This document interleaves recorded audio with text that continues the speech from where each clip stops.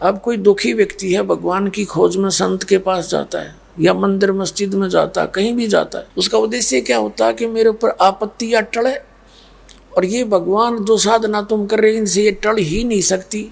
जिन भगवानों को तुम पूज रहे थे उन्होंने खुद अपने कर्म के दंड भोगने पड़े। जैसे श्री राम ने बाली को मारा था, सुग्रीव के भाई को, और उसका दंड भी श्री कृष्ण रूप में भोगना पड़ा। उसके पैर में तीर मारा उसी बाली वाली आत्मा ने जो शिकारी बना हुआ था द्वापर में। तो यहाँ परमात्मा कहते हैं तुम कौन राम का जपते जपम अर्थात कटे ना तीनों तापम। तुम किस भगवान की भक्ति करते हो जिसे तुम्हारे ये तीन ताप भी ना कट सकते। तो केवल एक परम अक्षर ब्रह्म है, कबीर परमात्मा है, और उसने विधि बताई है कि इस मंत्र का जाप पूर्ण संत से लेकर तुम करो और फिर समाप्त हो जाएंगे तुम्हारे पाप। अब जैसे किसी के पैर में कांटा लगा हुआ है, और वैसे भी विधान आप सुनते आए हो, चाहे किसी पंथ संत से पूछ लो, वो क्या कहते हैं, भाई प्रारब्ध में जो कर्म में लिखा है वो तो भोगना ही पड़ेगा और भक्ति भी करनी पड़ेगी।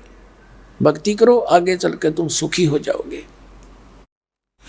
अब जैसे किसी के पैर में कांटा लगा हो, कांटे के कारण ना तो चल सकता और पीड़ित है, कोई उसको बता दे कि तेरे पैर में कांटा लग के अंदर टूट गया है जिस कारण से तुझे पीड़ा है।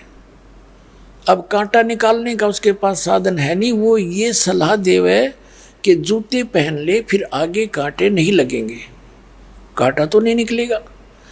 तो कांटा लगे पैर में जूता पहना नहीं जा सकता। जूता जब पहना जाएगा वो पहले कांटा निकले, और फिर वो उसको सलाह दी जाए कि जूता मत उतारना, नहीं हो फिर ऐसी पीड़ा तुझे फिर होगी। तो फिर वो व्यक्ति अपने सफर में उस पीड़ा को याद रखते हुए जूता नहीं उतारेगा।